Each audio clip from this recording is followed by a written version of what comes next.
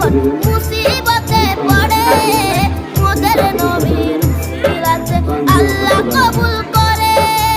আদি পিতা আদম যখন মুসিবতে পড়ে মোদের আমাদের অনেক জ্ঞানী হতে হবে যে মূল বিষয়গুলি আমাদের আরবি ভাষা যারা যে ভাষা ব্যবহার করি আমরা যে আরবির উপর দক্ষতা অর্জন করতে পারি, আরবিতে কথা বলতে পারি। কারণ পৃথিবীতে 56টা দেশ মুসলিম দেশ, প্রত্যেকটা দেশেই আরবি ভাষায় প্রচলিত। আমরা আরবি ভাষাটাকে যদি সব জায়গায় আরবিতে কথা বলতে পারি, আরবিতে ব্যবস্থা করতে পারি, এই বিষয়গুলির উপর গুরুত্ব দিতে হবে। কোরআন হাদিসের পাশাপাশি আমাদের সমাজ ব্যবস্থা গঠন করার জন্য যেভাবে সমাজকে পরিচালিত করা যায় সেই জ্ঞান অর্জন করতে হবে।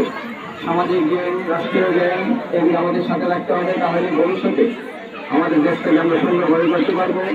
নতুন প্রজন্মের কাছে আসা আপনারা যে জ্ঞান করার মাধ্যমে আপনাদের যে ভবিষ্যৎ সামনে এগিয়ে যাবেন, ইসলামকে প্রতিষ্ঠিত করার জন্য, দুনিয়ার আখেরাতের কল্যাণের জন্য যে সমস্ত মানুষ দুনিয়াতেও শান্তি থাকতে পারে, আখেরাতেও শান্তি পায়, সেই ব্যবস্থাটাকে জনগণের সামনে, জাতির সামনে উপস্থাপন করবেন এবং সুন্দরভাবে সেইটাকে বাস্তবায়নের জন্যই টার্গেট নিয়ে পরিকল্পনার মাধ্যমে সামনে এগিয়ে যেতে হবে, যাতে এই যে ইসলামের মাধ্যমে এই প্রতিষ্ঠিত মাদ্রাসার মাধ্যমে যে কমি মাদ্রাসাকে আমরা অত্যাধুনিক করার জন্য প্রত্যেকটা ছেলে সব জায়গায় তার অবস্থান নিতে পারে। শুধু মাদ্রাসা নয়, মাদ্রাসা এলাকা হয়ে গেলে পৃথিবীর সমস্ত দেশে আমাদের অবস্থান তৈরি হয়, সেভাবেই আমাদের জ্ঞান অর্জন করতে হবে। কোরআন হাদিসের পাশাপাশি অন্যান্য ভাষাকে আমাদের গুরুত্ব দিতে হবে।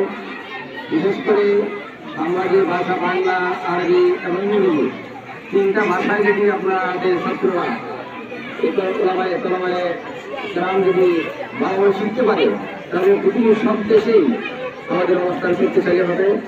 আমরা ইসলামের দাওয়াতটা সারা পৃথিবীতে সুন্দরভাবে পৌঁছে দিতে পারবো। ইসলামের শান্তির বাণীগুলি পৌঁছাতে হলে ভাষা প্রয়োজন। আমাদের